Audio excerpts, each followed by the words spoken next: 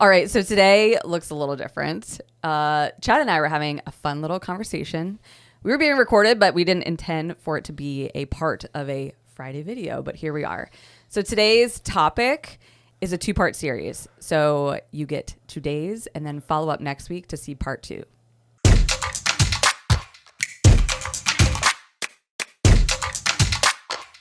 I added a new bracelet today, by the way. You want to know my new bracelet I wore today? What is it? Balance. Did you get the... I'm sorry, what? Balance.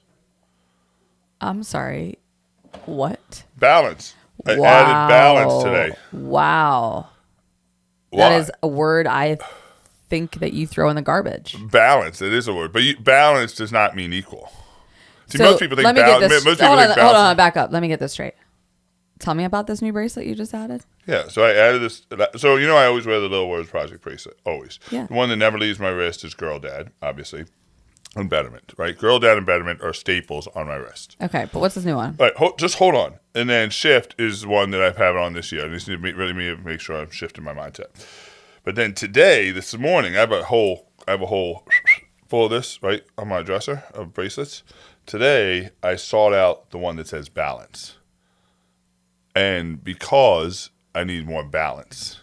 Now, what's interesting is it's not balanced the way you think of balance. I don't think. So most people think, like, they say things like, oh, work-life balance. I don't think that exists in the way that most people think. I think people think balance is equal. It's like, I'm going to spend 40 hours at work, and I'm going to spend this much time here. It's like, I want everything to be equal. When we think about the wealth wheel that all of our clients are filling out now, which is probably the most important thing you can do at the end of the year, I think, is do your wealth wheel. And when they do that wealth wheel, when we take them through that exercise, the first thing they say is, "Oh, I wish that everything was equal. I wish everything was 6s or everything was 7s, and I had this perfect wheel." But I don't think a perfect wheel needs to exist. Now, it can exist if that's what you want, but I don't think that's what most people want. So I'll give you an example. This year, I knew my career was going to be a 7 or 8 or even a 9. Like I intentionally put a ton of time in this year because we have the book coming out. And I knew there was going to take a lot of time. But what I didn't realize was that 7 or 8 or 9 in my work was going to cost me all my friends. And my friends are a 2. It's about being intentional. So you'd say, well, Chad, does that mean now you need to leave your work at a 7 and this year get your friends at a 7? No, it just means I need to be more intentional about putting the effort where I need it most. Most people, unfortunately, their wheel is not designed by them. It's designed by circumstance. And at the end of the year, they just go back and whatever the wheel is the wheel is. And one of the greatest gifts God gave us was the ability to create a life by our design.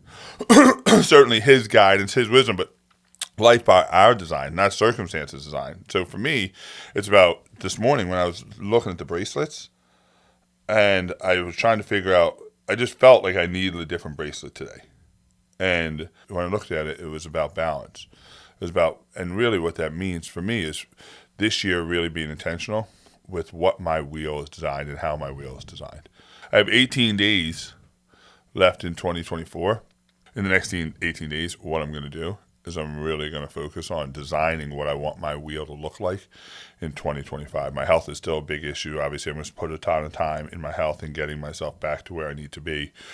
But really maybe building back up my friends and family that I've lost, or my other areas of my life that were out of sync.